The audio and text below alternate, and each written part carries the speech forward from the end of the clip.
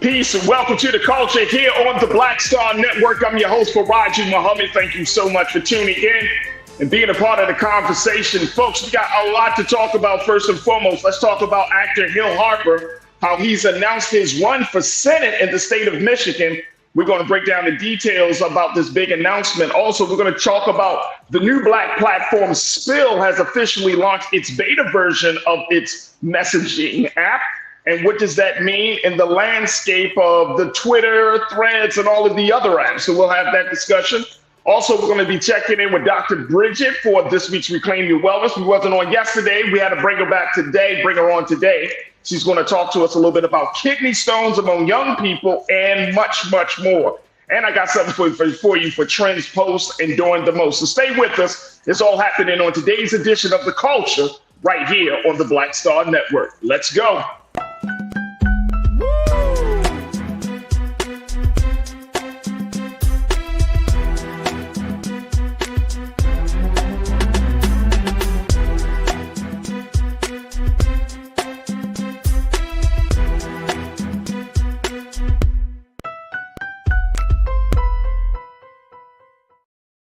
All right, folks, welcome to the culture here on the Black Star Network. I'm your host, Faraji Muhammad. Thank you so much for tuning in and being a part of the conversation. Big shout out to my culture crew. Happy Tuesday, crew. Good to connect with you and hopefully get to hear from so many of you. I see y'all checking in on our YouTube page. If you want to join us in the crew, make sure you jump in the chat. You can check us out on YouTube as we're streaming live right there under Roland Martin on the YouTube page, right? Because Roland Martin just has a whole bunch of stuff on there. He got a whole bunch of videos, but you can join the chat right now as we're broadcasting live on blackstarnetwork.com and, of course, on Amazon News. But join the conversation, and like any other digital show you have ever been a part of, you are a part of the show. So we invite you to join the discussion and be a part of today's culture crew. All right, folks, let's jump right into it. Since so many things have been happening over these past few days, the big conversation that people are having is the insertion of actor and author Hill Harper, who has officially announced that he's planning to run for Senate for the state of Michigan. Now, of course, Hill Harper, he's been seen on shows like The Good Doctor, CSI New York, and many other shows and movies. But this is his first political bid. And he is just at a point where he's like, enough is enough. He's running as a Democrat, and he's essentially saying, hey, we need something new. We need something different. People are feeling hopeless. Washington, it seems broken, and I want to do something to be a part of bringing things back together. Let me share with you what Mr. Hill Harper had to say as he announced his Senate run for the state of Michigan. He said, quote, "We're in a state where I think the triple blue leadership in Lansing has done really hard work moving the state forward. But in Washington, D.C., it's still broken. And folks feel like it's still broken. And I'm one of them." This is what he told the Detroit News. He said, "Without energized, bold leadership in the U.S. Senate, our state will continue to be held back from achieving its full potential. We deserve a better brand of politics than politics as usual. And that's why I'm running for the U.S. Senate. As an example, if I'm elected to the U.S. Senate, I will be the only U.S. senator who is a current dues-paying, card-carrying union member, as he's part of SAG-AFTRA for actors." He said, "If I'm elected to the U.S. Senate, I will be one of very few small business owners in the U.S. Senate, and I believe the only Democrat." Now, he owns a coffee shop right in Detroit, folks. The name of the coffee shop is The Roasting Plant right there in downtown Detroit on Woodward Avenue. He's moved to Detroit back in 2008. He bought a historic Charles T. Fisher mansion in the city's Boston Edison neighborhood. But he essentially is saying that the Senate needs a richness of diversity, including life experience, and that he would help to fill that void. All right, let me check in with my brother, who's always got something to say. My brother, Sinead Wakofa, who is a diversity, equity, and inclusion specialist. He's also an activist. He's a longtime leader in the city of Baltimore and across the country. And I'm always happy to have my brother join us. Look at his locks, though. Look at your locks. Your joints are just locking. Hold on, you on me, bro? You on me? I want to hear you. I need to hear you. They locked in. They locked in. Hey, Sinead, first and foremost, man, good to reconnect with you, bro. Okay. What do you make of this? Hill Harper, he's an actor, but he's also an author of the books. And I put it out there on my social media. Look, he wrote he wrote a number of books, but one of them being letters to my brother, and it's one of those books that really talks about the plight of black men. And I remember, coming across this years ago when President Obama was in office, actually, where he started the My Brother's Keepers initiative. But then, he came to Baltimore. I saw him down at the Enoch Pratt Central Library in downtown Baltimore, and just always appreciated what he brought to the conversation. What do you make of his announcement of going for the Senate? He has no political ties. He has Hollywood ties, but he has no Washington, D.C. ties in the big scheme of things. So what do you make of this, bro? Well, I think the announcement is very welcome to me, and like I always do, I'm gonna go and tell you a story before I get into why. Go ahead. I was just recently watching. I was recently watching a program on the network. I won't call its name, but it was talking about the history of the sitcom, and it told a story of once upon a time. It was Norman Lear, the creator of All in the Family, Jeffersons, and Good Times. It was talking about how there was a big plethora of white men trying to tell black stories. Then, after a couple of decades, it was important that now we had black men and black women telling the stories. That was around the 80s and the 90s. And then now the 2000s and the 10s and the 20s, which we're in now, it's important of having a diverse group of the black folks, Native American folks, Latinx folks. So I use that example to put here. I think Hill Harper is very sane. Hill Harper, as far as we know, is very much in his mind. He has a very successful career in Hollywood. I don't think it would be a bad thing. I think he's not running for anything presidential, but when you think about some of these Senate hearing meetings, the Senate committee meetings where they are interviewing, let's say they're grilling tech executives, the Zuckerbergs, the Musks, and so on and so forth. You do need people who are actually very aware of tech and how tech works. And it has been like that we don't have that. So maybe Hill Harper stepping into this space as a potential Senate run could be good. It could be a different, diverse black voice, because we don't only want just same old, aged old black politics, because we talked about how that doesn't always work. We need a plethora. For this gumbo to work, we need different spices that are at the very least sane. And I think Hill Harper is one of those people. He came to Morgan State, great brother. Yeah, I would agree with you. And I want to just take a couple of comments from the crew, because folks are feeling the same way. I think people are like, okay, this is a welcome surprise. I think the fact that he doesn't have deep political experience might work to his advantage. I mean, he is a business owner. He's actually he adopted a son. So he's a single father who has adopted a boy, which is awesome in and of itself. But I think, to your point, it brings some different experience. Like he reminds me, and it's interesting, he reminds me like a President Obama, very thoughtful, type of brother who, he's not going to quick to temper. He's thinking this thing through. He's trying to figure out, how do we make this thing work?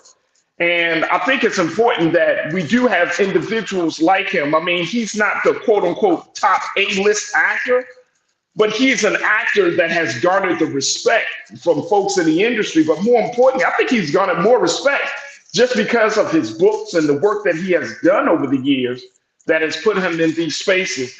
Let me go to a couple of what the crew members are saying, because folks are checking in around this. Tiana, you say, quote, and good to hear from you, Tiana. You said, I hope he wins. We need more black folks in the Senate, especially considering, I think there's Tim Scott, we got Cory Booker. He would still, Sinead, he would still be breaking new ground as one of the very, very few black senators, if elected. he will still be breaking ground. How do you speak to that, bro?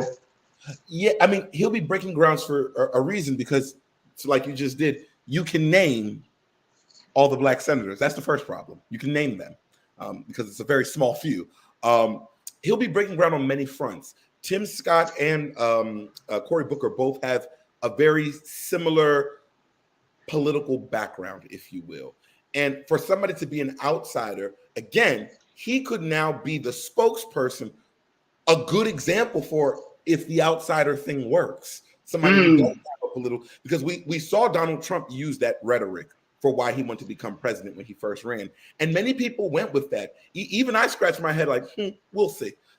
He didn't get my vote, but we'll see, because sometimes you do need an outsider in theory to drain the swamp. And I think that would be great if he could be that spokesperson. But I believe in this day and age, and when you look at the voting block, I talk about this a lot, the voting block is different. What matters to the new voting block of today is not what mattered to the voting block of yesterday. And maybe somebody like Hill Harper could leverage those disenfranchised millennials who don't really feel heard by the people who a lot of them feel forced to vote for because voting is their fundamental right, but I'm voting for someone who doesn't represent me. Maybe he could be the beginning, the catalyst of that representation. I think that what you're pointing out is absolutely essential. I got to take a quick pause. When we come forward, Shanita, I want to kind of deep dive into the point that you made in terms of the current landscape. I don't know if black people, and as much as we talk about this, we want to see change in terms of black political leadership, black political representation. That means that we're going to have to kind of, as the constituents, as voters, we're going to have some level of faith that when new voices like a Hill Harper comes into the conversation, that there is a consideration. I think we're playing it too safe. You know what I'm saying? And so when you say a person like a Hill Harper, hell, when you see a Dr. Cornel West, it's like some folks are like, oh, no, we don't know. We don't want to, this ain't the time to do all of that. You know what I'm saying? And I think that sometimes in a moment of uncertainty, Sinead, and I'm sure you probably agree with me, sometimes you just gotta just shake shit up. You know what I'm saying? Just gotta shake it up. Just because we're still kind of in this humdrum, like we are just going to kind of wash away. But I personally can't see us going another 4 years, whether it's on the state side or the national side, doing the same thing, expecting different results. Because the last time I checked, I think that's the definition of insanity. Look, right. Folks, I gotta take a quick pause. When we come forward, folks, I want to hear from you, crew. What's your take on actor Hill Harper throwing his hat in the ring to run for Senate for the state of Michigan? I'm gonna share some of the political details about what's going on in Michigan. And do you think he has a chance? Would you support him? Folks, join us in the conversation. We're streaming live right now on YouTube. Check us out on Roland Martin on YouTube. And let's continue the conversation on the other side here on The Culture, right here on the Black Star Network.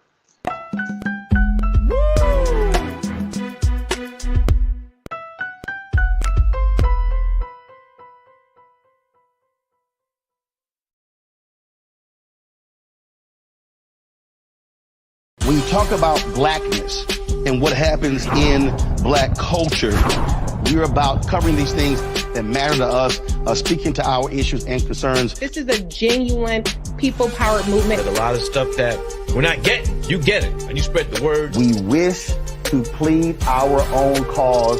Too long have others spoken for us. We cannot tell our own story if we can't pay for it. This is about covering us. Invest in black-owned media. Your dollars matter. We don't have to keep asking them to cover our stuff. So please support us in what we do, folks. We want to hit 2,000 people, $50 this month, raise $100,000. We're behind 100,000, so we want to hit that. Y'all money makes this possible.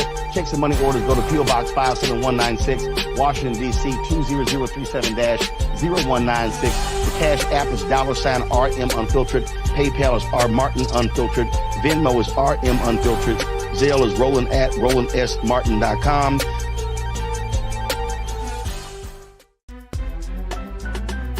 I'm Faraji Muhammad, live from LA.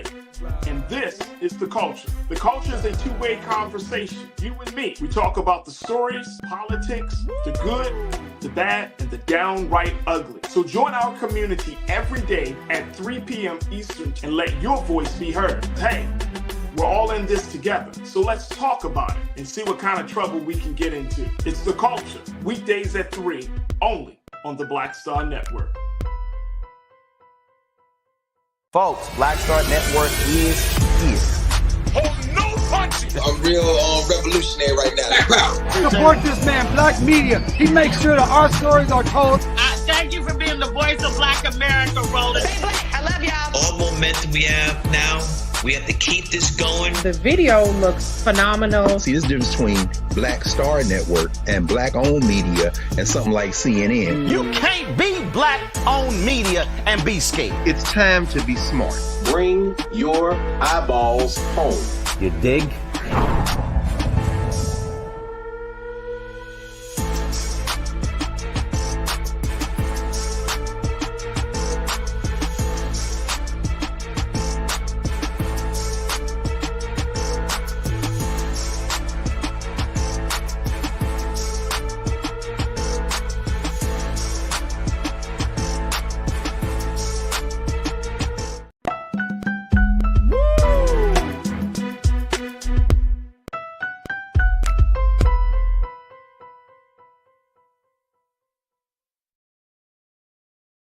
All right, folks, welcome back to The Culture here on the Black Star Network. We've been talking about Hill Harper, actor and author and activist Hill Harper, who has thrown his hat to run for Senate in the Senate race in Michigan. And this has given Democrats something to really think about, to say the least, because not only does Hill Harper have name and star power, he also has access to the money. And he's coming out of a space where he's highly respected, both on screen and off screen. His works, his literature, the books that he has written to talk about the issues affecting Black men and boys and Black families have resonated with a lot of people across the country. And of course, just his overall brilliance and insight into the space. He's putting himself into a place where, in the state of Michigan right now, people are looking for something different. Now, let me just say this. I think we only named 2 Black men. There's actually 3. I don't know how we forget to include, and I want to bring my brother Sinead back into this frame. Sinead, how did we forget to include Raphael Warnock? Because he's so new. How did we forget Raphael Warnock? This Tim Scott, there's Raphael Warnock, there's Cory Booker. Mm-hmm. You know what I'm saying? Like, we can't forget Raphael Warnock after all that stuff that went down. So if Hill Harper gets elected to the Senate, he would be the 4th Black man in the Senate. Damn, that's still a problem. Like you said earlier, Sinead, if you can count on your one hand how many Black men are in the Senate, we still got a lot of work to do. Here's a question, though, I got for you, bro, as we look at this. With Hollywood and politics so closely linked, do you think that this will become an issue for people to take him seriously? Now, unless you follow Hill Harper, unless you are in certain spaces, yes, you're familiar with the work of Hill Harper as the activist. But if you don't follow him, if you're not aware of what he brings to the table outside of his acting, you might just see him as another Black actor or just another actor trying to get into the race. Do you feel like that would be a hindrance for his campaign? No, because I think this generation understands that you can walk and chew gum. Like, I think folks understand these days that you get to be multifaceted. And we have to also remember that it is very anti-Black to think that we only get to be one thing and that we only get to maneuver through one avenue, because we had a president that was a movie star. We've had another president that was a reality star, and we've had a governor that was a movie star. I'm talking about Schwarzenegger, Reagan, and the defamed Donald Trump. And I think it's important, whether he's good or bad, and I think this is something that we have to think about. I think it's very interesting when Black people run into these spaces that have been dominated by white men in particular, where we're always saying, send the best of our best. But that's problematic because our white counterparts didn't send the best of their best. They sent their best, their worst, the indifferent in the middle. And I believe in Hill Harper's case, whether he is good or bad, I think we have to be very careful on whatever standard we're trying to hold him to, because we have to, and I know this may sound crazy, but as humans, we have to be able to make space for even our people to go in and make a mistake. Every black politician will not be perfect, but we've had thousands of white politicians who get to be everything in between. And I think, again, this is not total that he needs to be lukewarm or lackluster, but we need to be careful to not put a great deal of pressure, because these four people that we're now going to name, the three people that you named before, and him becoming the fourth by the grace of God, that they now have to answer for all Black America, and that they have to be the greatest example. That is unrealistic. I love that point. I love that point, Sinead. I love that point, because I do agree with you 1,000% that and it's not bad. Let me just say this: to have a high standard for political representation is actually very, very good. But when you think about the history of what we've already been dealing with, and like you said, we have this super high standard for black political represent, or black people that want to get in politics, very low standard for white people who are in politics. Yet we will support white people because they've been in politics for so long. They got the name, they got the quote unquote, the credibility, versus a black person that might just be a neophyte who's just coming into the space, the whole thing. So I'm so happy that you kind of pointed that out for us. All right, Robin, you checked in and said, Robin Welch, you said you love it. I pray he wins. He's an amazing man, Hill Harper. Absolutely. Deidre, you said that's amazing. He owns a coffee shop and he's running for Senate. Absolutely. Carolyn Lewis, you checked in and you said, yes, he is or will be swimming with the sharks. Michigan needs black representation in Washington. Yep, I hear that. Let me see here. Janelle, you said, good afternoon, all. What's with these folks skipping local politics and jumping in at the federal level? That's a great question. What do you think of that, Sinead? What do you make of that? I think Janelle brings up a good point. We do see a lot of people because all politics is local, but a lot of people either go into Congress or they just reach for the stars and try to run for president.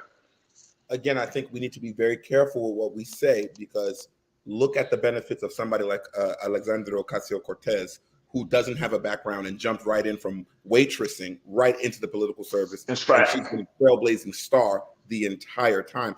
I think we have to understand that, yes, I do like the idea of city council to mayor to governor, but you have to also remember that as we advance as a people and our technology advances, there is a lot more knowledge that's accessible to people earlier, where some people I don't see the point of going to local politics. I want to go directly into where I can make a bigger difference. And I have no issue with that if you are qualified, just like anything else. I don't think there's anything wrong with skipping. We have an education system where if you're smart enough, you can skip grades. You can graduate earlier, get extra credits, whatever. I have no issue if you are qualified. I don't think there's a problem with that. And I think it's important to also note that we have to be careful to not be dismissive, because the fact that he wants to go into politics is the most important thing, or be a politician is the most important thing. If we now use the rhetoric and say, okay, why not start at the grassroots level? Somebody can say, you know what, I don't want to do this at all anymore. And now we're losing. We are too minuscule in numbers to be begging and choosing. Right, absolutely. We weigh them out and go from there. Absolutely. You don't like my music. You said it can't be all lawyers and rich businessmen. We do find that to be the case, Sinead. There's a lot of lawyers, there's a lot of businessmen. But my sister Corinna, she said, you don't like my music. Well, the non-lawyers and non-rich businessmen don't always understand politics, nor are they motivated to run for office. That must change. And then I saw that Tiana said, not only is Hill Harper an actor, he is a lawyer as well, so he knows how government works. There's a pro and con to that whole thing of bringing people that know the system, quote unquote, like a lawyer, who comes from that space, right? Or a person who's like a businessman. We've seen that model. We seen it crash and burn, and we sort of kind of seen it work to the people's favor. But what's your take on that, bro? I mean, it's all point by point. I mean, you can go and look at the example of the Supreme Court if you want to ask why we should have more lawyers, if that's what you want to go for. That's a great example there. Or you can look at Ron DeSantis during the COVID pandemic, and he is a lawyer, and he was making laws based on business. And how did that go? It's all case by case. I think what we need is competent people. I think when you limit positions based on specificities, especially when it comes to politics, when you limit positions based on specificity of what you've majored in, then you lose out on people, like the example I gave about the Senate hearing. And again, one thing I do agree with Donald Trump about, that he made a statement about, is that we need more business people in politics. And the truth of the matter is, sometimes it's the business person who makes a decision that a lawyer would never think to make. And that can be beneficial. If you want to know how beneficial that point is, go look at any of your institutions of higher education. There is a big push for more presidents of institutions of higher education to have a business background and not so much of an education background. Because from a business point of view, we want somebody who thinks differently. It's fortunate that lawyers at times, they have a very panopticon view of life.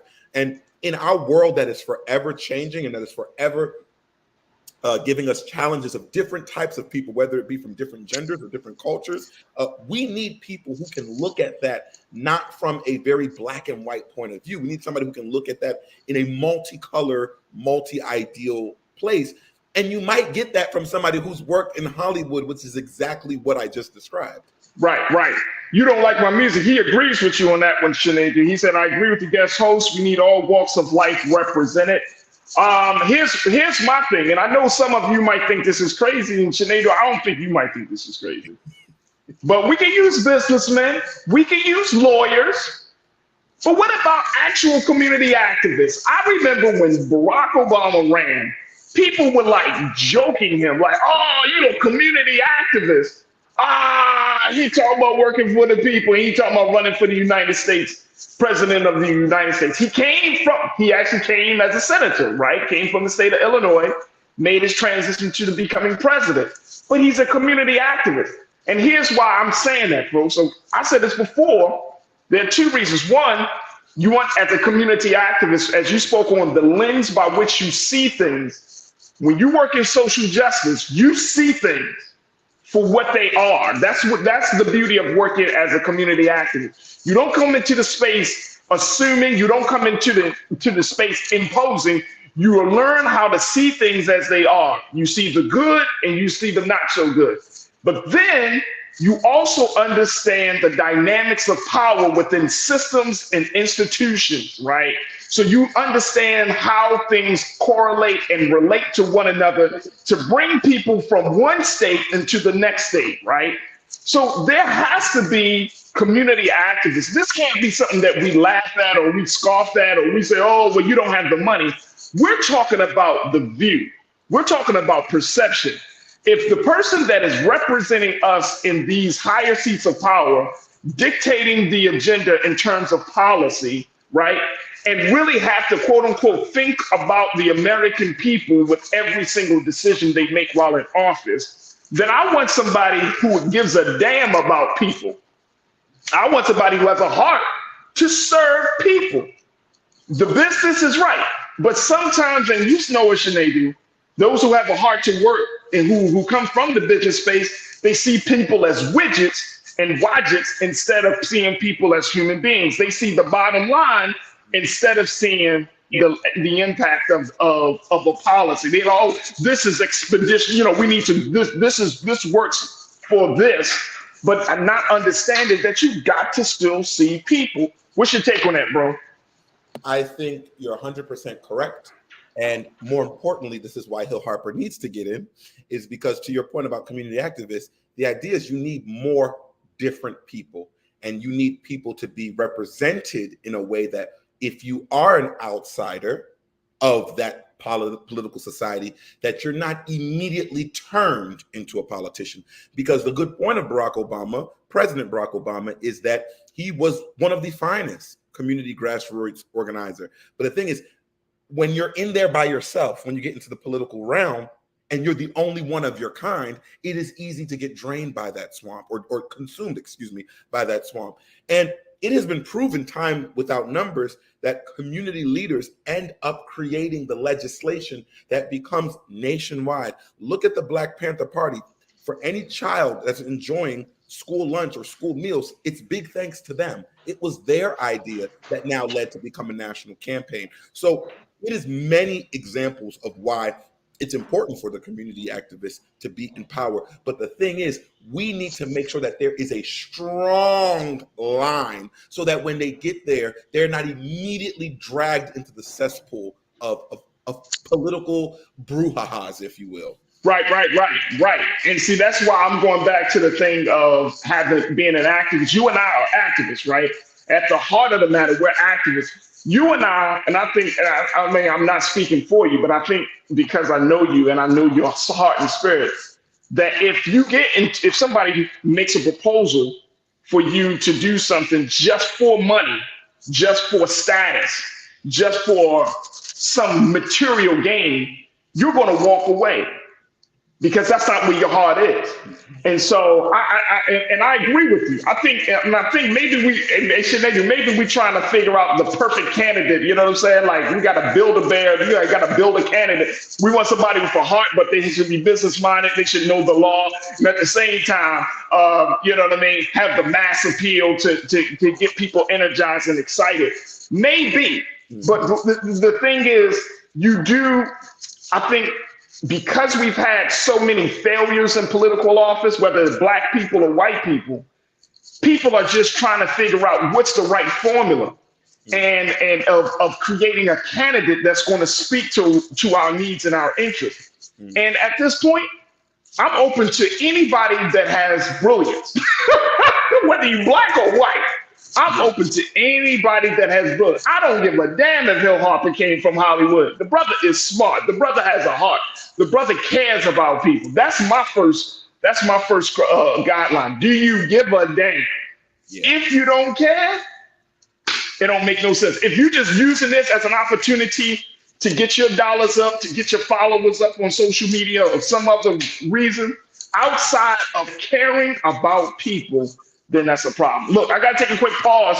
When we come forward, let's continue the conversation. Let's talk about, speaking of people, let's talk about Black folks on social media. The new Black-owned app, Spill, has launched its beta version of its messaging site, and there's some conversation about it. And people are kind of getting more and more excited.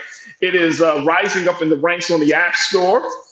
And so I'm going to talk to my brother Sinedu and, of course, you to get your take on this new space that we find ourselves in, where the average person will probably have 5 different social media accounts. I'm going to break them down for you on the other side. Stay with us. It's The Culture here on the Black Star Network.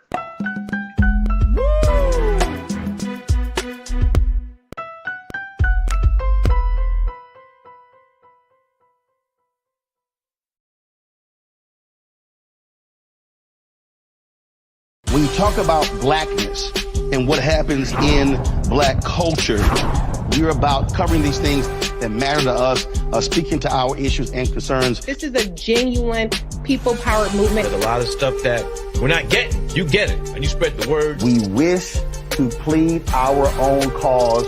Too long have others spoken for us. We cannot tell our own story if we can't pay for it. This is about covering us. Invest in Black-owned media. Your dollars matter.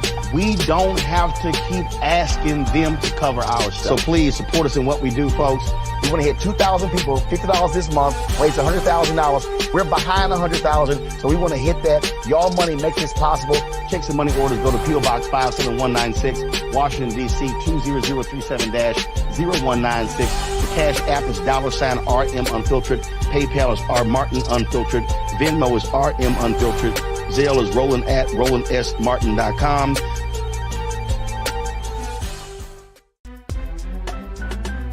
I'm Faraji Muhammad, live from LA. And this is The Culture. The Culture is a two-way conversation. You and me. We talk about the stories, politics, the good, the bad, and the downright ugly. So join our community every day at 3 p.m. Eastern and let your voice be heard. Hey, we're all in this together. So let's talk about it and see what kind of trouble we can get into. It's The Culture. Weekdays at 3, only on the Black Star Network. Folks, Black Star Network is here. Oh, no punching! I'm real revolutionary right now. Support this man, Black Media. He makes sure that our stories are told. Thank you for being the voice of Black America, Roland. Stay black. I love y'all. All momentum we have now, we have to keep this going. The video looks phenomenal. See, this difference between Black Star Network and black-owned media and something like CNN. You can't be black-owned media and be scared. It's time to be smart. Bring your eyeballs home. You dig?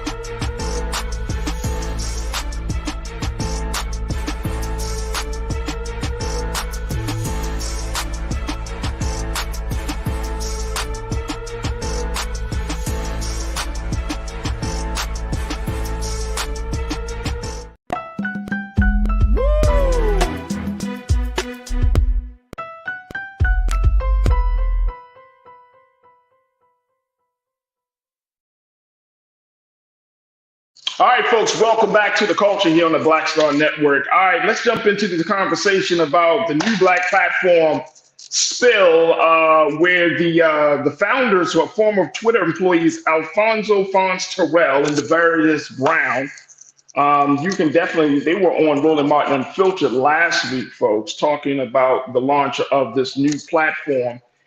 It has now officially begun. They've launched the beta version of the platform, which is currently live, but the app is still invite only. Now, some additional, according to the statistics, some additional 130,000 users signed up for Spill in early July, and the app was the third most downloaded app on the Apple App Store on Monday. Users who are looking to experience the new platform can join the wait list on the Spill website. You can go to Spill.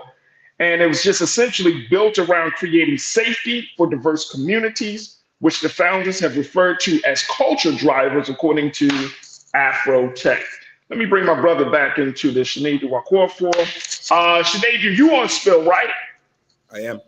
You are on Spill. Did you get the link? Because I got the little what's the little password? And I literally just got it today. I was on the wait list and then I just got the password. I started creating my little profile on Spill. But what do you make of this? Because just last week we saw Threads hitting the market, and Threads has already garnered over folks. I'm looking at this thing. Sinead, Threads has already garnered over 100 million users in the number of days, bro. Days. I mean, I'm like, damn, man. Like, people must really want to talk.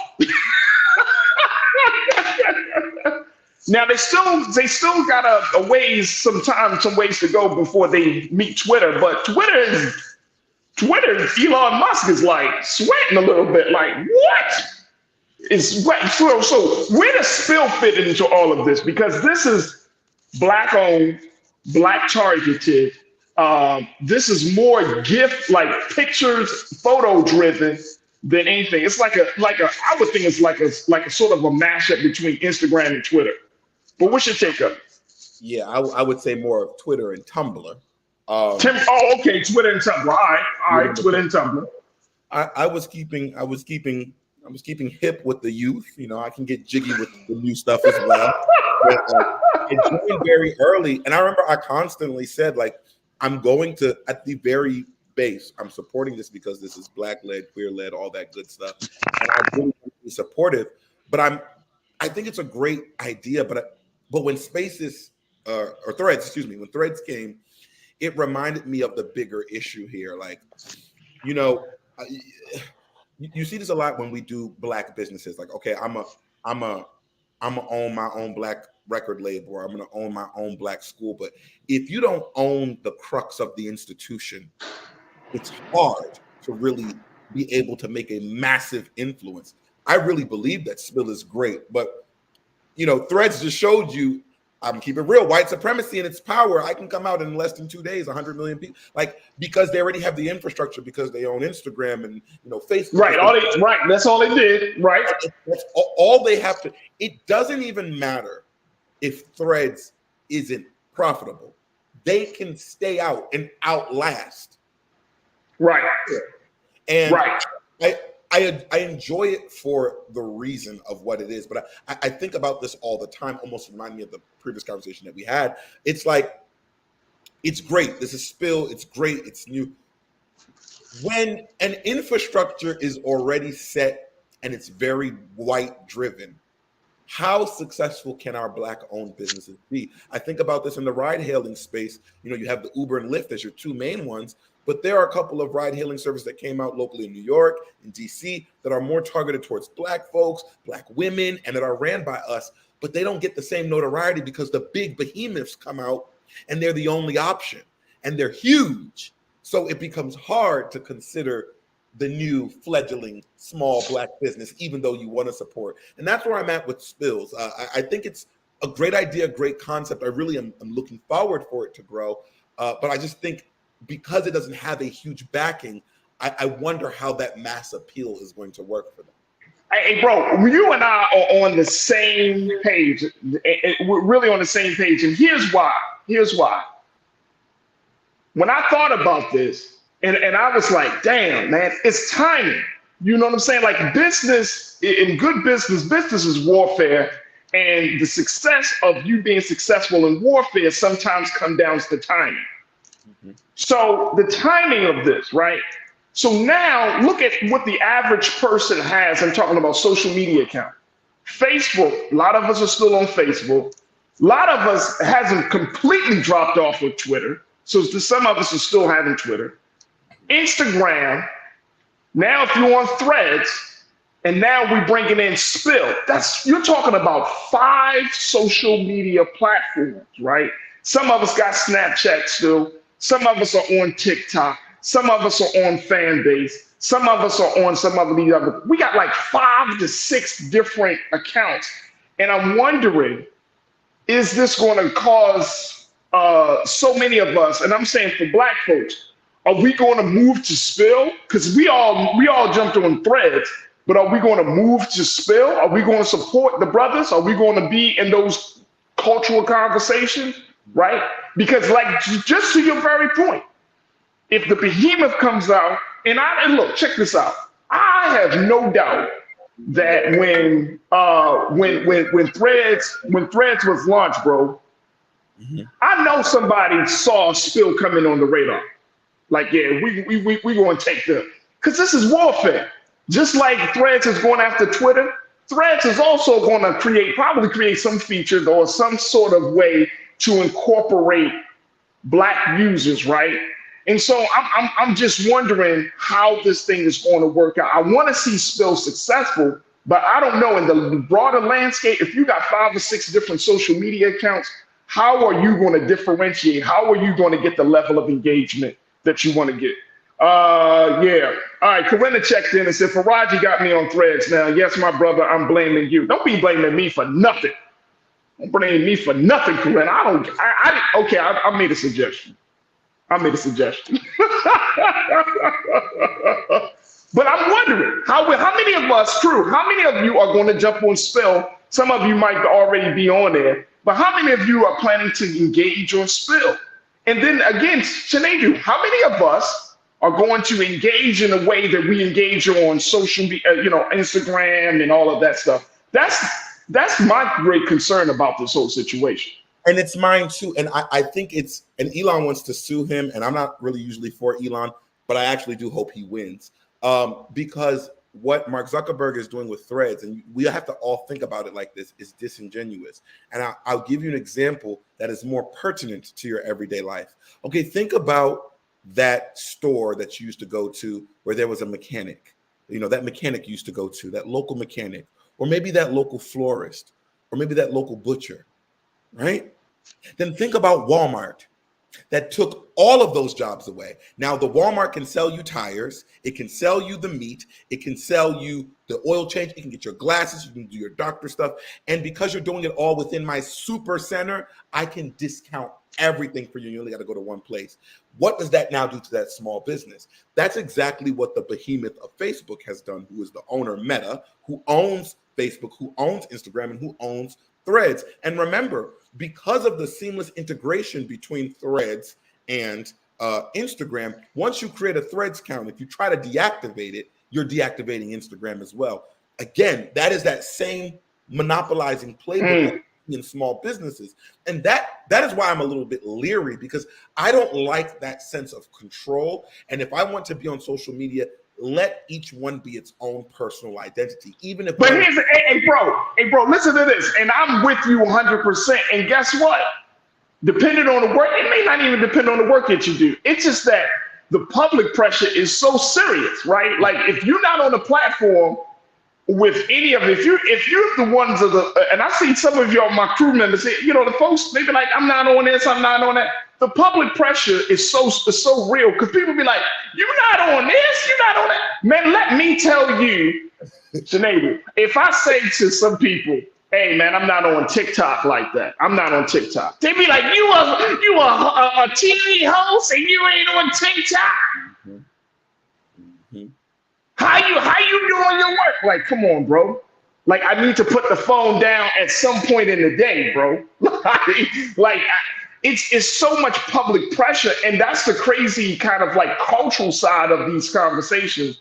It's like we take the social media platform and we embrace it and internalize it so much that it's like if you're not in those spaces, then something is wrong with you.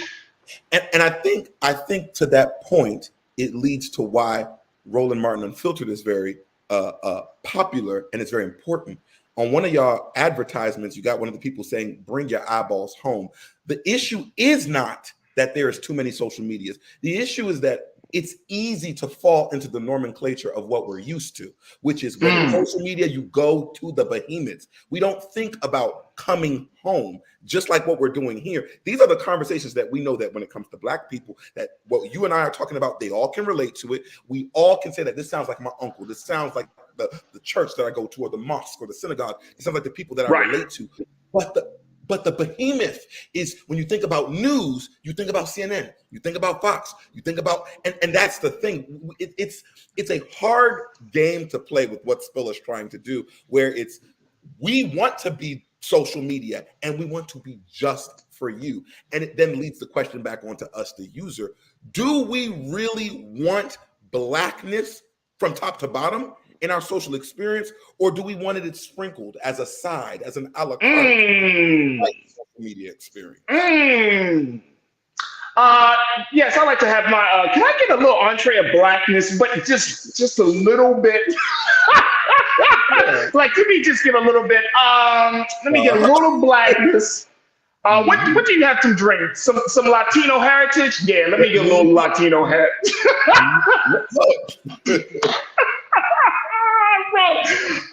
Absolutely. All right, CA Pullen, CA, you checked in and you said Twitter, Facebook took time to get the kinks out. Spill should allow time to get the kinks out. So are you saying that they should not be trying to launch anytime soon, CA? I just wanted to know. I think you're making an excellent point. But again, these are major, Twitter and Facebook, major companies. These are major, that have major resources, that have access to a lot of people's data. Spill has to start from the ground up, right? Spill. Now, the thing is, if we all run to Spill, do they have the capacity to handle all of us, right? And I think that's what that's the process. They're looking at the beta version. They didn't, roll out all of the full version just yet. But it's like, do we have the capacity to handle Black America, right? And look, here's the other thing, y'all. Here's the other thing, and to Shanae's point. What do we want to talk about? What do we really want to talk about? Because check this out. I don't want to see no dumbass memes no more. Like, I see that on Instagram. I see that on Facebook. Are we going to turn spill into a space where we really are talking about the culture? Are we going to get for real about the culture? Or are we just we share the same shit that we say we share on on some of these other platforms? What do we really want to talk about, Sinead? Because also, Faraji, think about TikTok. As popular as it is, a vast majority of TikTok videos that I've ever seen are transposed to Instagram. So Come it's on, like, man. what? And that's why it's important. Again, I love Spill, and I'm gunning for it. But it's important, no matter how much we need it, for us to not be so reactive. Because again, this system is so old, and we are so theoretically new to it as it pertains to ownership that they can dance circles around us. Like I said, Thread doesn't ever have to make a profit. They can just wait, spill out when it comes to a money thing. You know what I'm saying? Right. We have to, and back to my TikTok point, what TikTok did that didn't exist, TikTok was just a thing for videos. That's it. Not a whole bunch of just videos. To the point that it pushed, Instagram to do its reels and so on and so have you. And I think that's the thing. What I'm looking for Spill, they're capitalizing on memes, which are a huge part of the culture that Black people have pushed to make them funny from the beginning of time. That's been our thing. But it needs to be something more. And it does. This may not sound great to my Black people, but it's not enough that it's Black. It's not enough. Because guess what? If Spirit Airlines was a Black-owned airline and American Delta and Southwest were all white, are y'all flying Spirit all day? So I'm here for the Blackness of it, but remember, the Blackness of it works. But when you think about capitalism, you got to go for the case of the business. That's all I'm gonna say, Sinead. Young Seek checked in and said, y'all join Spill. We are the sauce.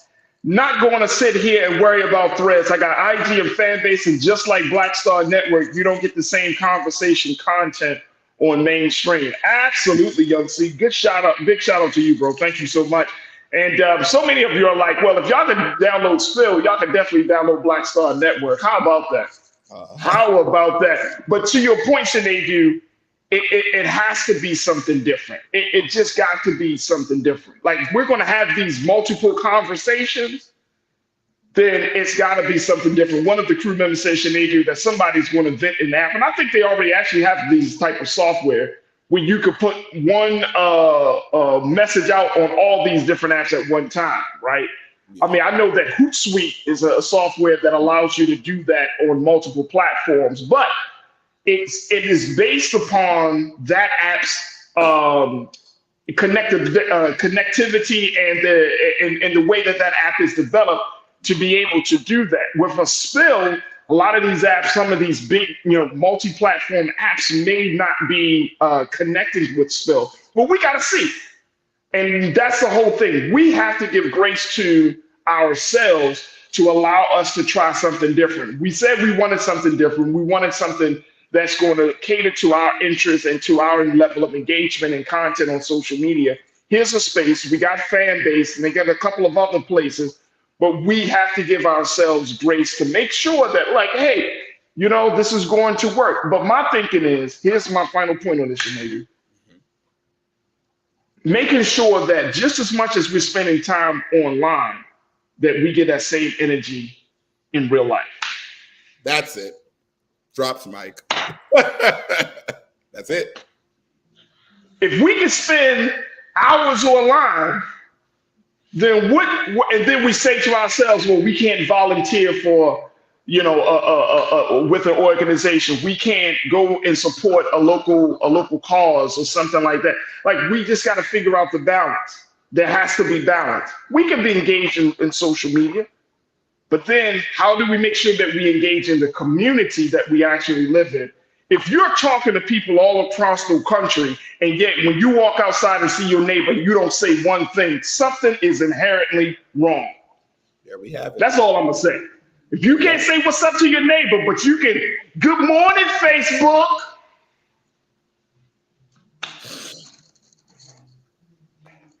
Is this the culture? I think this is the culture, right? Like, this is the culture. Like, I've seen it. We don't talk to each other in real life. But we go on social media and be like, good morning. Ain't nothing wrong with you saying good morning, but come on, folks. Let's bridge it together. Like our social media behavior, our social media persona should match our real life persona. Mm-hmm. What the kids say? Keep that same energy. Keep that same energy. All right, folks, we got to take a quick pause. My man Sinead, good to connect with you, bro. God willing, we'll reconnect with you next week. But thank you for joining us for this hour. Thank you so much, folks. Absolutely. All right, folks, we got to take a quick pause. When we come forward, let's check in with Dr. Bridget for this week's Reclaim Your Wellness. Stay with us. That conversation is up next here on The Culture on the Black Star Network.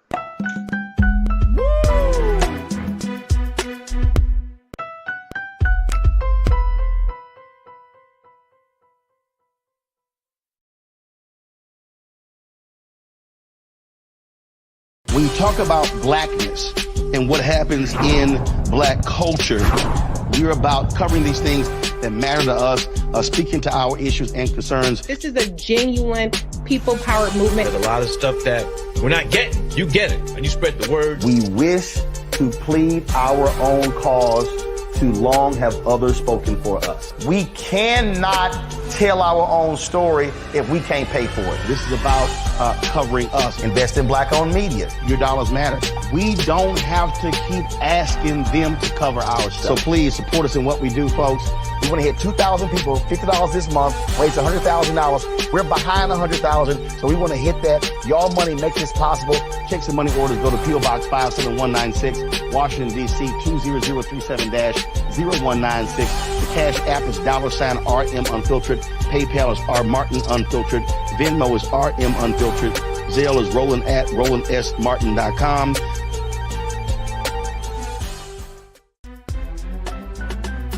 I'm Faraji Muhammad, live from LA. And this is The Culture. The Culture is a two-way conversation. You and me. We talk about the stories, politics, the good, the bad, and the downright ugly. So join our community every day at 3 p.m. Eastern and let your voice be heard. Hey, we're all in this together. So let's talk about it and see what kind of trouble we can get into. It's The Culture, weekdays at 3, only on the Black Star Network. Folks, Black Star Network is here. Oh, no punching! I'm real revolutionary right now. Support this man, Black Media. He makes sure that our stories are told. Thank you for being the voice of Black America, Roland. Stay black. I love y'all. All momentum we have now, we have to keep this going. The video looks phenomenal. See, this difference between Black Star Network and black-owned media and something like CNN. You can't be black-owned media and be scared. It's time to be smart. Bring your eyeballs home. You dig?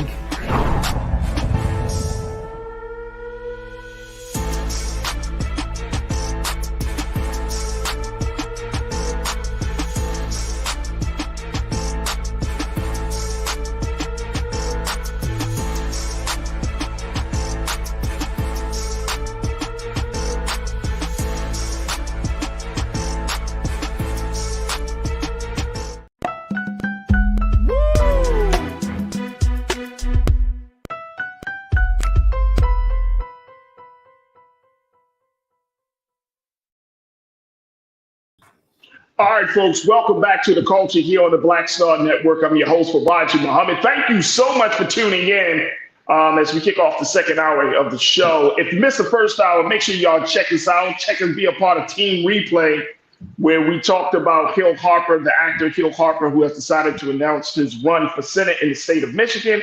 And we talked, of course, about the new Black-owned app, Spill, that has launched its beta version, and they're still working on making sure that the app is up and running for its full experience. So definitely check out those two conversations in the first hour as part of Team Replay of the Culture. All right, folks, let's talk a little bit about health and wellness. We didn't get a chance to talk about it yesterday, but I had to bring on the good doctor to talk about it today. So now let's get your today's segment on Reclaim Your Wellness with Dr. Bridget. Check it out.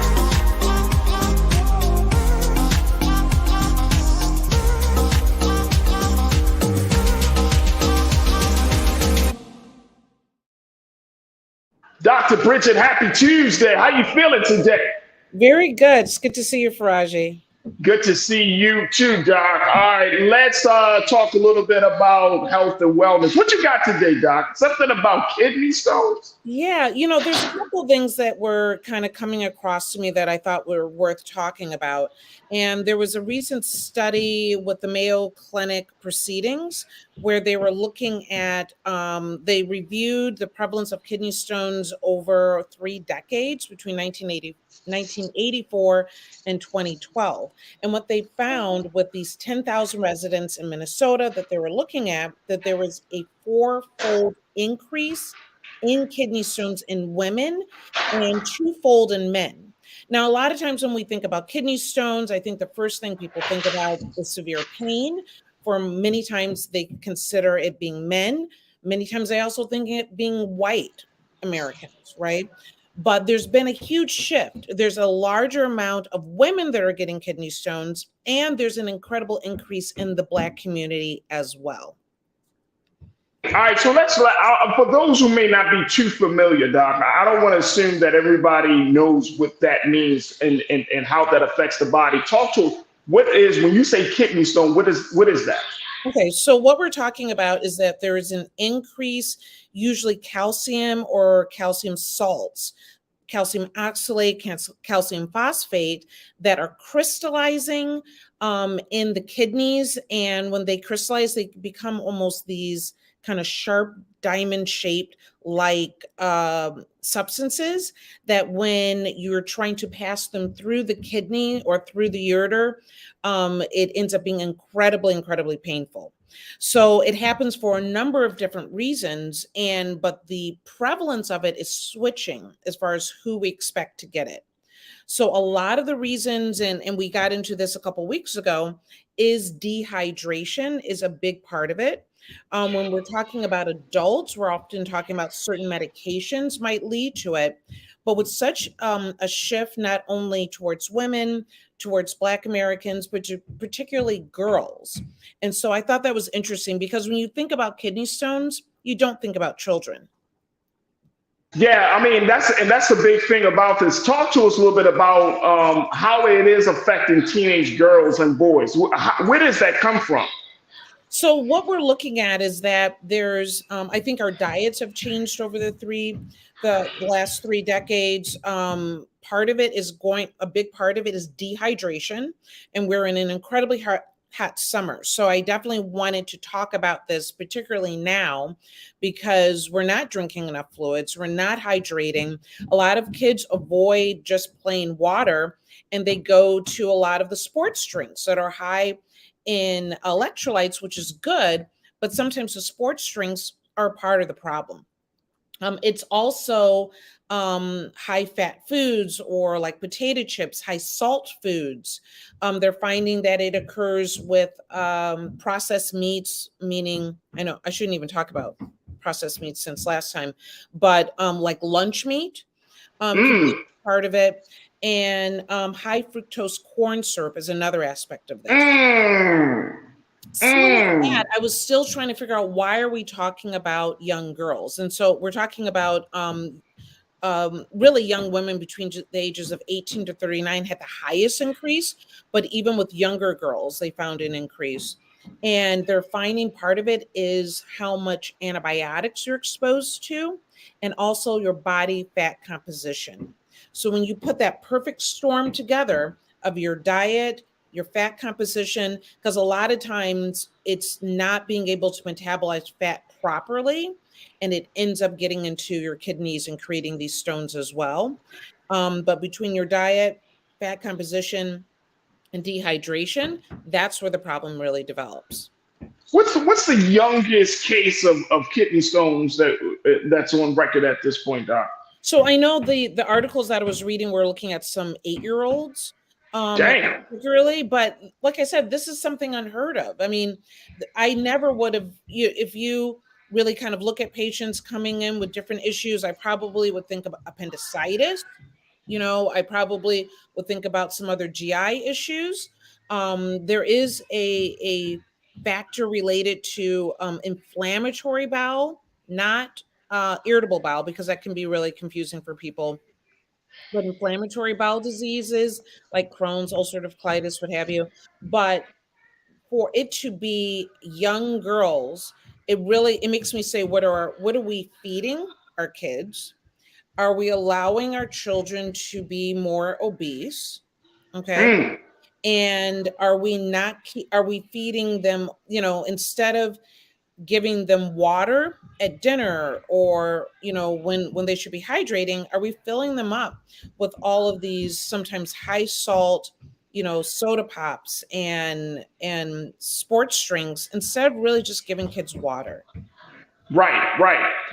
This is fascinating because when you think about the sources of kidney stones, and then you look at where a lot of Black families find themselves, like if you live in a neighborhood that doesn't have access to proper foods, or I saw a study, Doc. This was maybe like a few years ago. Someone, I think it was Johns Hopkins, they did a study on the amount of sunshine that Black communities receive versus white communities. And they said that because Black communities have less trees, less shade, it is so many degrees hotter than white communities. It's a very fascinating study, but it just speaks about the fact that our living condition is part of the problem. And we may not think that it is a problem, or we may not think that we have power to change the situation, but just simply knowing that if you live on a block with not a lot of trees, if you live in a house where it doesn't have, sufficient ventilation, cool air, if you're living in a place where you don't have access to fresh fruits and vegetables, you're not getting, where are you getting your bottled waters? Or if you open up your refrigerator and you got, sports drinks and sodas and all of that, you don't have no cases of water around, none in the refrigerator, none on top of the refrigerator. I mean, it's like we're setting ourselves up for a health emergency.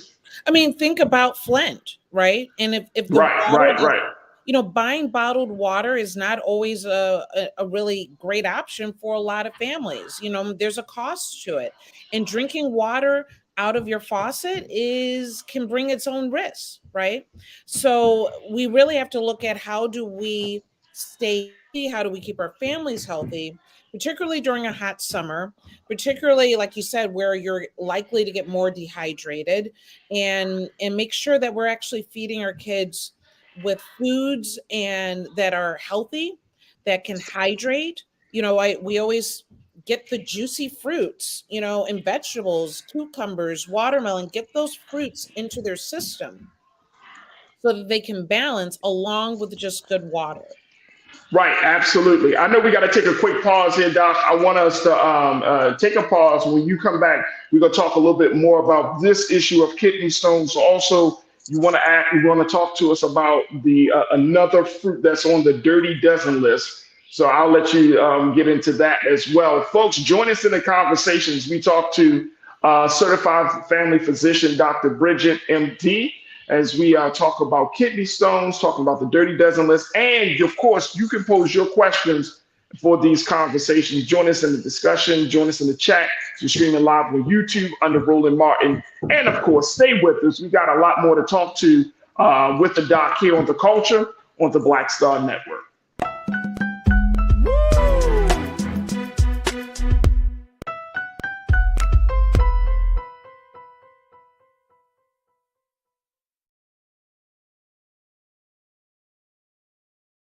Folks, Black Star Network is here.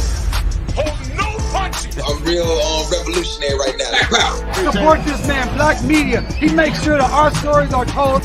Thank you for being the voice of Black America, Roland. I love y'all. All momentum we have now, we have to keep this going. The video looks phenomenal. See, this difference between Black Star Network and Black-owned media and something like CNN. You can't be Black-owned media and be scared. It's time to be smart. Bring your eyeballs home. You dig?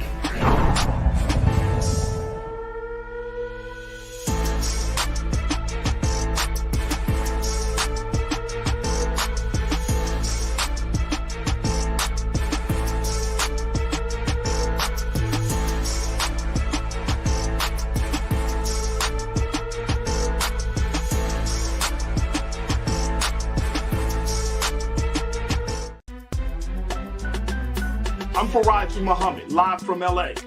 And this is The Culture. The Culture is a two-way conversation. You and me. We talk about the stories, politics, the good, the bad, and the downright ugly. So join our community every day at 3 p.m. Eastern and let your voice be heard. Hey, we're all in this together. So let's talk about it and see what kind of trouble we can get into. It's The Culture. Weekdays at 3, only on the Black Star Network. When you talk about blackness and what happens in black culture, we're about covering these things that matter to us, speaking to our issues and concerns. This is a genuine people-powered movement. There's a lot of stuff that we're not getting. You get it, and you spread the word. We wish to plead our own cause. Too long have others spoken for us. We cannot tell our own story if we can't pay for it. This is about covering us. Invest in black-owned media. Your dollars matter. We don't have to keep asking them to cover our stuff. So please support us in what we do, folks. We want to hit 2,000 people, $50 this month, raise $100,000. We're behind 100,000, so we want to hit that. Your money makes this possible. Check some money orders. Go to P.O. Box 57196, Washington, D.C. 20037-0196. The Cash App is $RM Unfiltered. PayPal is R Martin Unfiltered. Venmo is RM Unfiltered. Zelle is roland@rolandsmartin.com.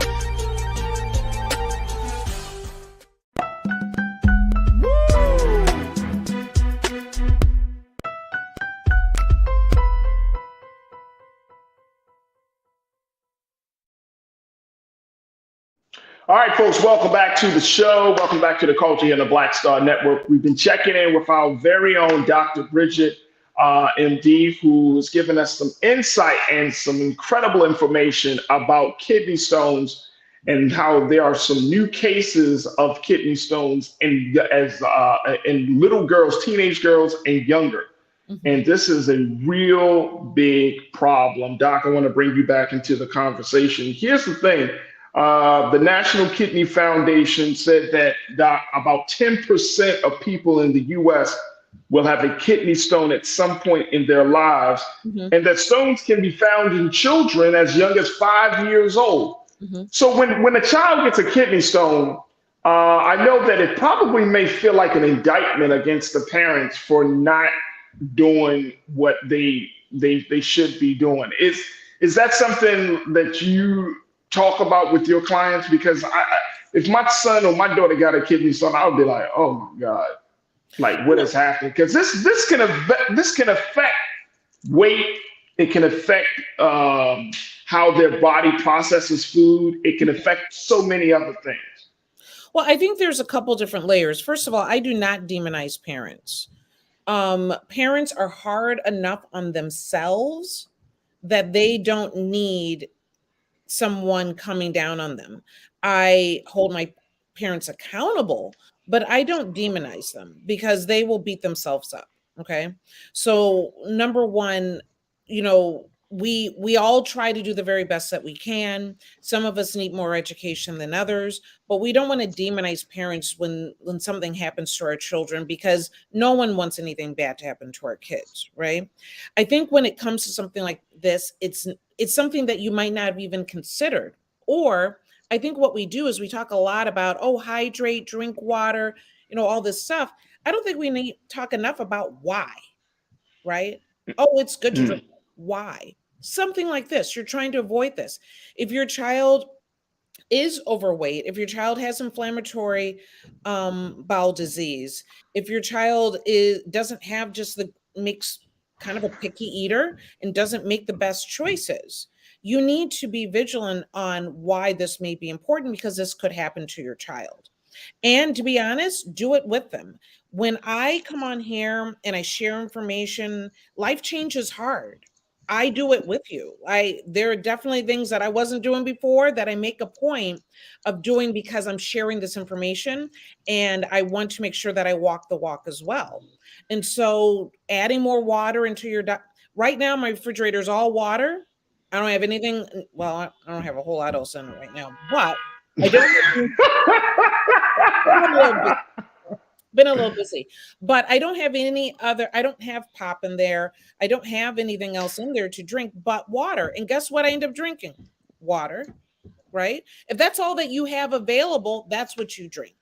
Okay. So you have to take a proactive step, and you have to kind of like set personal boundaries on those things. You know what I mean? You're like, and it's interesting because I was reading some stuff over the weekend, and it was like, if you want to make certain decisions and choices in your life, then, you know, you just have to put some boundaries, set some boundaries up. Yes. Where, you know, it's almost like you don't have no choice other than to make the right decision.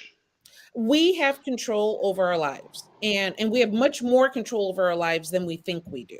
Okay. And so it's little changes at a time that might seem minute in the moment, but can make such a huge difference in the long run. You know, a while back, we talked about the toxicity of social media and being on your phone and what have you. I bought an alarm clock, believe it or not. My phone, just like my kids, are out in the kitchen because you end up gravitating to it way too easily.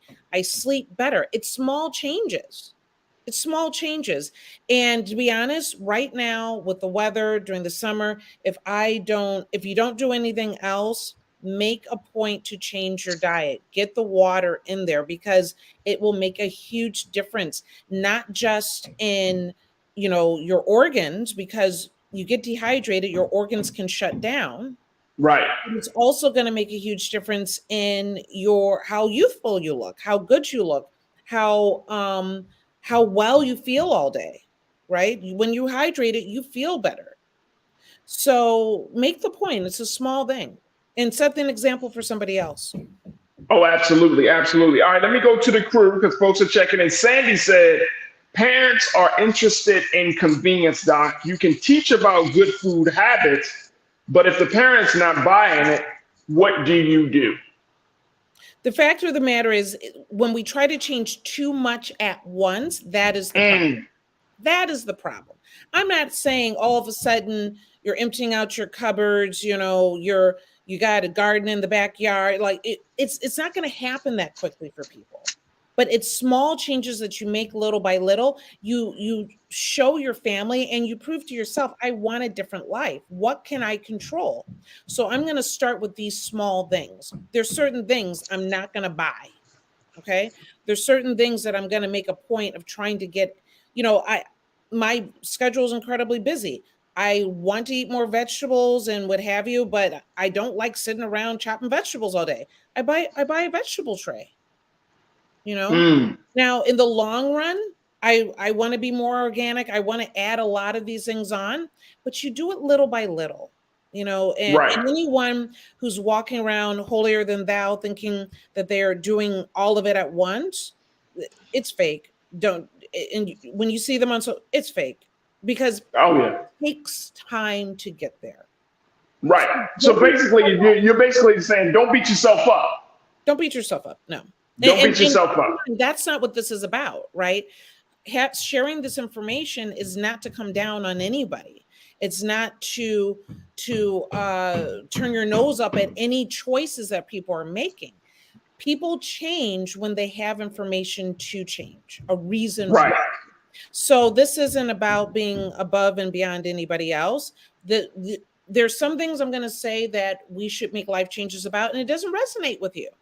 And then there's something else that we'll talk about on this show, and it will hit home, and that'll be the thing that starts you in a new direction. And that's all I ask. Janelle checked in and said, sometimes convenience stores and highly processed food are all working and poor parents have access to. Yes. What's your take on that, Doc? You know, the fact of the matter is if that's what you're working with at the time, even in the convenience aisle, there are better choices and there are worse choices. Okay. Yeah.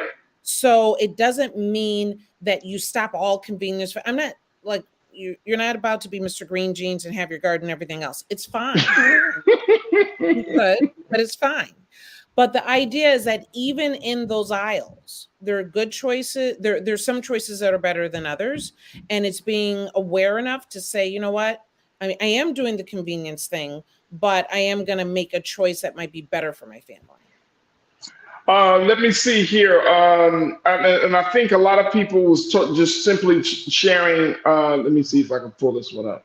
Oh, you don't like my music. Excuses. And I want to say that as well. Yeah. It's very easy to say, oh, I don't have a choice. You have choices. You know, well, yeah, I mean, I think you do. I think we all got choices, right? You know what I'm saying? Like in everything, I always tell people the same thing, Doc. Like, stop saying you don't have no choice. Like, nobody is compelling you to drive up to the closest fast food joint, like, you know, and getting that type of food. You know what I'm saying? Like, even in the fast food space, you could be like, okay, do I want this or that, right? And something that we try to do here is like in terms of, you know, if my son or daughter say, oh, I want a burger and fries, I'll cook it. Yep. You know what I'm saying? Like just making the decision to taking your mouth out of someone else's kitchen can mean can make a world of difference, right? Absolutely. So it's like getting back to, and I'm saying, I get it because we're all busy and time consuming and the whole nine. I'm not saying every meal is like, oh, okay, can you throw something in the oven versus from the store versus cooking a lasagna? You know what I mean? That's different. But it's like if you have the option to prepare food at home, to get, you know, something more healthier at home, why not take that option? Absolutely. Right? Why not take that option? You don't like okay, I'm sorry. Go ahead, I will tell you that something someone said to me recently that hit home, because I make those same choices everybody else is making, right? Not you. They said to me, eat like you love yourself. Wait a minute. Hold on. Who said this to you? Don't worry. All right, don't worry. All right, so eat like you love yourself. And to some people, eating crap is a form of self-love. I'm being very serious about this. Like, you know, that's cool, but suppose you have this distorted view of what love is and how you should apply it to yourself. And I'm being very serious here. No, I hear you. I hear what you're saying. And, you know, my first thought is there's one thing to be indulgent and to treat yourself, but that's not what I said. I'm talking about eat like you love your body. Eat like you want to take care of it. Eat like you love yourself, which is very different. And even if you have a distorted idea about what love is, then we start on another. We got to start back a few steps. Okay. Right. That because if eating foods that can be destructive to your body is the same thing as loving your body, if indulgence is always the same thing as loving your body, then we need to start back. We need to have a different idea of what it means to take care of your body. Absolutely. Look, I got to take another quick pause, Doc, because when we come back, I want us to shift gears from talking about this as we're talking about food, talking about what's just been added to the Dirty Dozen list. Folks, join us in a conversation right on YouTube as we're streaming live there under Roland Martin's name. Make sure y'all join the conversation, be a part of the culture crew today. Pose your questions, share your thoughts as we're talking about reclaiming your wellness with Dr. Bridges. Stay with me. It's The Culture here on the Black Star Network.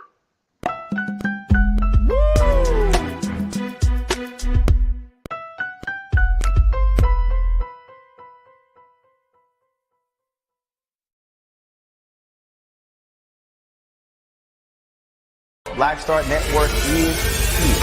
Oh, no punch! I'm real revolutionary right now.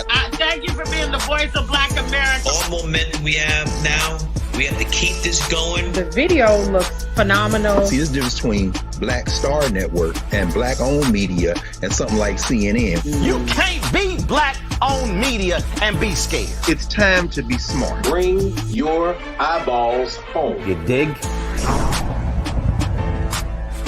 When you talk about blackness and what happens in black culture, we're about covering these things that matter to us, speaking to our issues and concerns. This is a genuine people-powered movement. There's a lot of stuff that we're not getting. You get it, and you spread the word. We wish to plead our own cause. Too long have others spoken for us. We cannot tell our own story if we can't pay for it. This is about covering us. Invest in Black-owned media. Your dollars matter. We don't have to keep asking them to cover our stuff. So please support us in what we do, folks. We want to hit 2,000 people, $50 this month, raise $100,000. We're behind 100,000, so we want to hit that. Y'all money makes this possible. Checks and money orders go to P.O. Box 57196, Washington, D.C. 20037-0196. The Cash App is $RM Unfiltered. PayPal is R Martin Unfiltered. Venmo is RM Unfiltered. Zelle is Roland at RolandSMartin.com.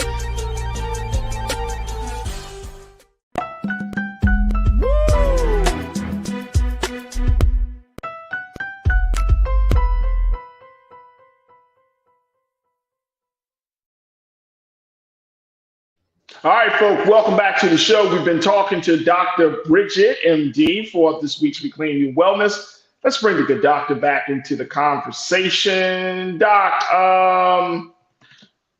talking about kidney stones, but then we've been also talking about eating proper foods. I want to point out what one of my loyal culture crew members had to say, because Shalinda, you know better.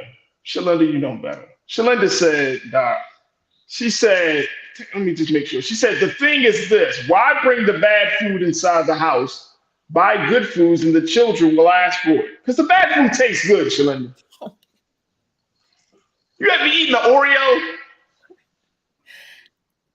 It tastes good. Look. High fructose corn syrup. My son asked me the other day, he was like, Dad, I don't like syrup on my pancakes. I'm like, okay. Now I prepare gluten-free vegan pancake, gluten-free pancake. He's like, yeah, I don't like me to put syrup on my pancake. I said, well, why don't you like your syrup? He said, it just doesn't taste the same. Because he's gone over to his friend's house and they eat the syrup with high fructose corn syrup. And I said, oh, so you like the high fructose corn syrup? Yeah, Dad, it tastes good. I said, son, it's not the healthiest thing for you, to be honest. It actually causes you to gain weight and you can't run around, you can't play sports. And we were at this whole time. He still looked at me like I had two heads. He's like, I think the thing is, this is a metaphor that I use with my kids around clothing. And I think I've said this before. Just because they make it doesn't mean you have to wear it. Come on, Doc. Right? Come on. And that's a problem in just American culture. We're bombarded with all these messages and we're like, oh, that's what we should do. Right. Just because they make it doesn't mean you have to wear it. Just because they sell it doesn't mean we're supposed to eat it. And if we've learned anything over the years, that we need to be incredibly discerning, particularly in Black communities, because they don't care what we're doing. You see what I'm saying? We're not looking out. So what is available and what choices are we making? And yes, so I thought you were suggesting that Shalinda was playing the devil's advocate, but you're the one that's playing the devil's advocate. Just because it's good doesn't mean it's good for you, right? And tell me that good food cannot taste good. If you haven't figured that part out, then you're not making it right. And I agree with you. You know what I'm saying? Like, I think that we should expand the palette a little bit, right? Mm-hmm. And I see this in our community all the time, Doc. All the time. If you have, and I'm sure crew, I know somebody in your family is either lactose intolerant, gluten-free, vegan or vegetarian, right? Some folks are pescatarian. We have all these different diets. But when you go into the Black community in any major city, right, from Los Angeles to Cleveland to New York to Miami, it's still hard to find places to cater to that diet, right? It's still hard and within the Black community. Now, we can find it in the white community, but within the Black community, it's still like gluten-free. People still look at you like you got three heads. Like, what's that? Or why would we sell that? Or if they sell it, there's such an upcharge on the flour. And I know exactly how much this stuff costs. So I'm like, man, it's not that much of a difference. It doesn't taste different. It doesn't take much for us to adjust the offerings that we have in the community. Mm-hmm. Part of it, I think, is just that we don't want to let go of some old diets, some old ways that we know is killing us, Doc. But see, at the same time, the largest growing vegan community in the nation are Black Americans led by Black women. I think we are becoming more discerning. I think we are kind of looking at what are they putting in the food and is that right for my body and my family. So I think it really just takes, it's about taking the time to make yourself a priority. It's about taking the time to say, wait, how do I, because it isn't easy to figure out how do you replace the protein. It's hard to understand how do you still feel full if you're eating a raw diet. Like it's a little bit tricky and it takes time.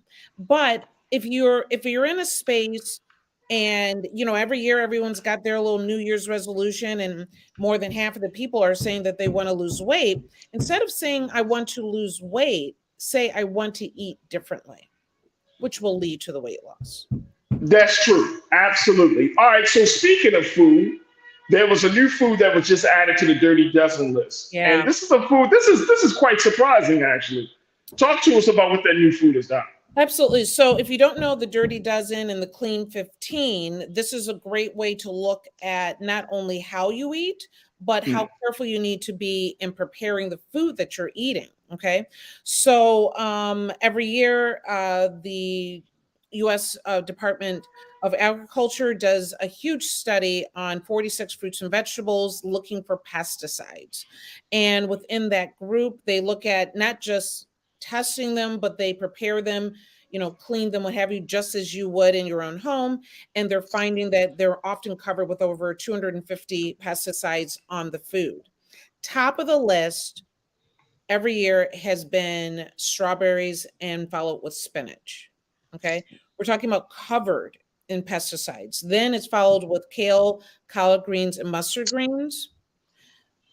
Then we're getting to other soft fruits like peaches, pears, nectarines, apples, grapes, and peppers and cherries. Okay. The add ons are blueberries and green beans. Now, what you'll see with all of these that they're either leafy or they're thin-skinned, and so when pesticides are being used on the farms to treat the fruit or the plants, that the pesticides are very easily able to soak into the flesh of the fruit itself. So that's part of the problem. But 90% of blueberries, so we're talking about blueberries and green beans being number 11 and 12, but nearly 90% of blueberries and green bean samples had concerning levels of pesticides in it. Okay. How do you get around that? Because we don't grow. In mass. And I'm not saying that this. I know people grow and they have their urban gardens and everything. But majority of our foods aren't coming from black farm, aren't coming from urban gardens that have been cultivated or black farmers that give a damn about us. So how do you change that? So number one, and I'm really bad at this because I'm frugal. You buying organic, particularly for that Dirty Dozen, might be really important. Okay. And so the reason is because organic, there is a good reason. It's expensive for a reason because they're not using the pesticides to grow. And so with those particular top 12, and I'll put them on my page a little bit later, those are the ones, if you're having to choose between, what's at the grocery store, that Dirty Dozen, those are the ones that you want to buy organic. If you're able to grow some things yourself, definitely do that. Eating more of the clean fit.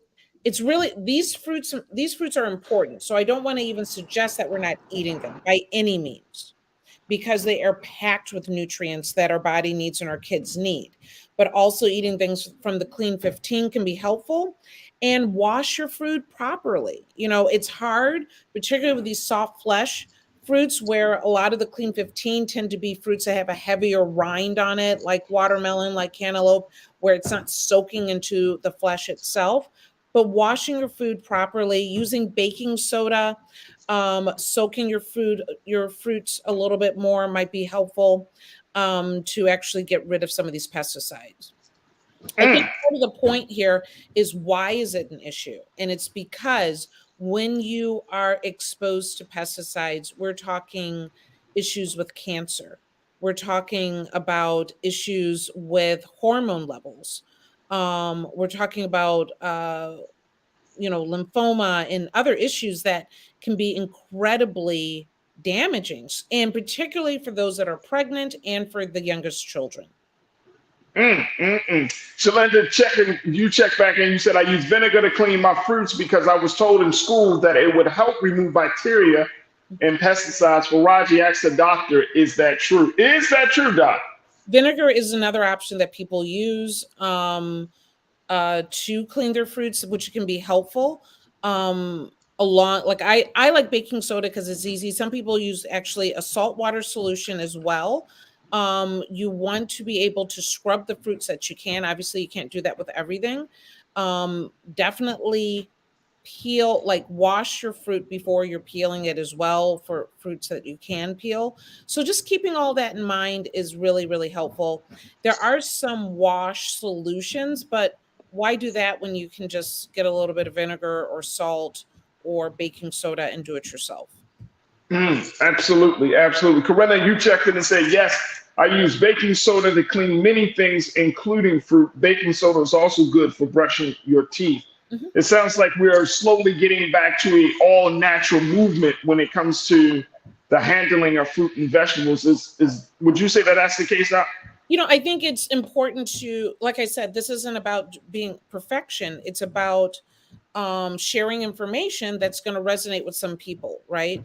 And so particularly, my focus is that from this Dirty Dozen, either I'm buying organic or I'm going to be that much more mindful when I'm washing it.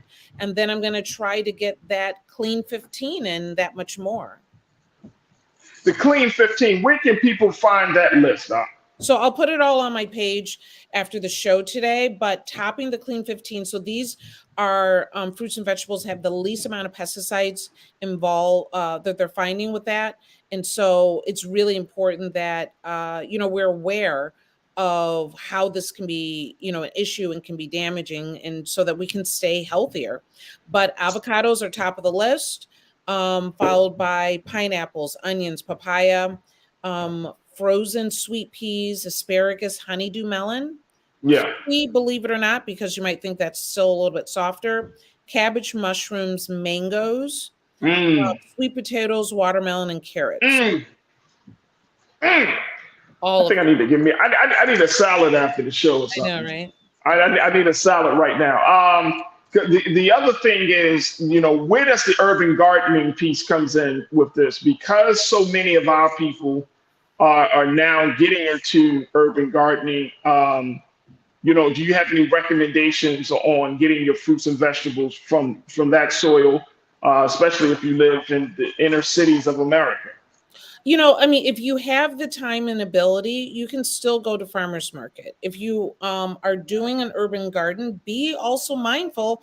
Are you adding a lot of pesticides to that as well? It wasn't that long ago that there was the whole Roundup lawsuit and issues that developed with the glyphosate herbicide, where basically it's built to kill everything. Right.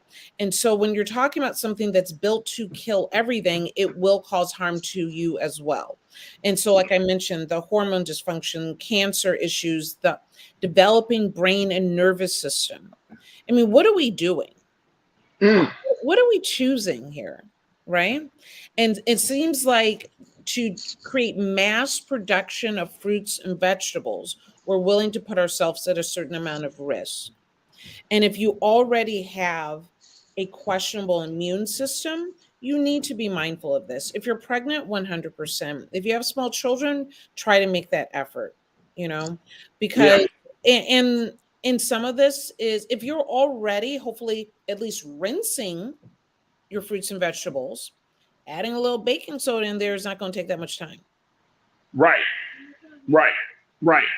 It's just about being intentional about what you're doing. It's also about fact checking, because I think a lot of us are, we follow what we've been taught for so long. You know what I'm saying? And it's like, I've seen, and again, this is not in the stores where Black people are, but I've seen in stores where they have special fruit and vegetable cleaners. You know what I'm saying? Like that you can pick up. It's in a bottle. You can spray on your fruits and vegetables. and then clean them like that. You know what I mean? With special brushes, special little tools and instruments. I mean, this is the stuff. Like when we really start to see, as we wrap up this discussion, Doc, when we really start to see how much the small things can play into the big part of sustaining our lives, right? From the things that we have been taught to what is offered, the resources and the new information that's offered today. I mean, if there's a stark disparity, and even from Black households to white households, you know what I'm saying? We're just not privy, or we're not getting this type of information that just simply cleaning your fruits and vegetables. Because I remember as a child, I don't know if anybody else did this. As a child, you get some grapes, you eat them right then and there in the store. You know what I'm saying? You pick up a banana, boom, you eat that right then and there in the store. And I mean, I'm not saying that that's wrong, but you know what I'm saying? It's just like those little habits, those little things that we've carried on from childhood to adulthood, and how they have impacted us. And then you read these studies, you hear people like yourself and others who say, we need to check on some things, we need to change some things. It's like, man. You know, you shouldn't have to be afraid of eating a grape. Right? Like, think about what we're talking about. We shouldn't have to be so fearful and cautious. What are we doing that we're creating a society? And I am not a conspiracy theorist. I do not really buy in to a lot of the whole fear factor and being, you know, a germaphobe. And I don't have time. I'm here to live my life, right? Right. But having the information so that at times you make an effort that might be more beneficial, or if you're already in a situation where your immune system or your health is already questionable, then having that information is helpful, right? It can make an influence. But we shouldn't be afraid of eating a grape. We shouldn't be, you know, I don't ever want to take people into a place where they're afraid of everything around them. Yeah. You know, eat the grape. But be mindful of that when you're preparing and you're coming home and you have tons of, you know, fruits and vegetables, what have you, all that's going to add up, right? Yeah. And so that's when you're saying, you know what, let me make a little bit more effort in some of this, or I have really small children, or, you know, pregnancy, or, you know, you might, you know, a lot of us have, you know, elderly, you know, parents that might be living with. Be mindful of some of those things, but I am not about creating fear at all. Oh, absolutely. That's a good point. That's an excellent point. Eat the damn grape. Eat the damn grape. Eat the damn grape. I hear that. I hope it was good. All right, Dr. Bridget, how can people connect with you? Are you doing an after chat tonight? What's the word? Absolutely. So you can always, and thank you I've had people from the show send me DMs on Instagram, Dr. Bridget D. And I've answered them directly, and I'll actually do some videos around those as well. So you can always reach out to me on Instagram, Dr. Bridget MD. You can also email me at info@drbridgetmd.com. And we'll do 5:30. We'll cover some of this. I'll make some graphics. So, you know, I hope that I can make a graphic that will you'll print it out or save it on your phone so that when you're at the grocery store, you're making good choices. And let me tell y'all something. What other platforms allow you to have this type of information from a certified physician to answer your questions directly and having these conversations? This is a real blessing. Dr. Bridget, you're a blessing. You're a blessing. I truly, truly appreciate you. Dr. Bridget MD, y'all can check her out each week here on The Culture on Mondays generally, but you can check her out each week for Reclaim Your Wellness. Dr. Bridget, thank you for being so good for the culture and keeping us healthy and well. We truly appreciate it. Thank you. Have a great one. You too. All right, folks, we got to take another pause. When we come back, Trends Post and Doing the Most. Stay with us. It's The Culture here on the Black Star Network.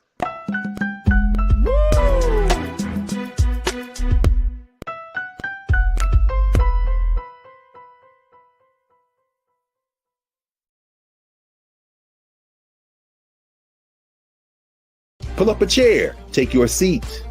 The Black Tape with me, Dr. Greg Carr, here on the Black Star Network. Every week, we'll take a deeper dive into the world we're living in. Join the conversation only on the Black Star Network. Black Star Network is here. Oh, no punch! I'm real revolutionary right now. Thank you for being the voice of Black America. All momentum we have now, we have to keep this going. The video looks phenomenal. See, there's a difference between Black Star Network and Black-owned media and something like CNN. You can't be Black-owned media and be scared. It's time to be smart. Bring your eyeballs home. You dig?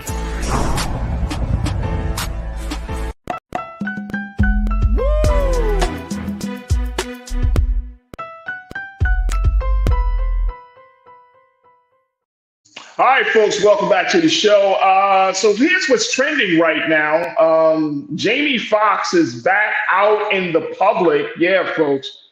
After months of speculation about his rumored declining health, according to the reports, we have now officially seen Jamie Foxx out and about.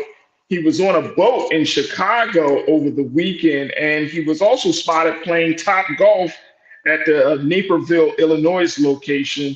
And people are saying that he is happy, he's looking healthy, and that essentially he's not dead. So big shout out to brother Jamie Foxx for getting back to health. And man, there were so many. I had the weirdest experience. I got to tell you all about this later because we don't have time for it today. But I had the weirdest experience, crew, about this Jamie Foxx situation. I cannot wait to tell y'all. It was so weird. It was like, how the hell did my name get associated with Jamie Foxx and Cameron Diaz?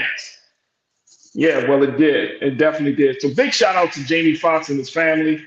Good to see our brother back out and about doing his thing and just enjoying life. And hopefully he's getting the recovery and getting the type of support that he needs. Also, here's another thing that's been trending right now.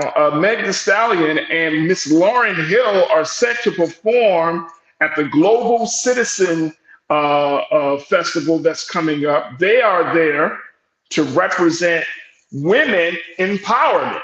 Yep.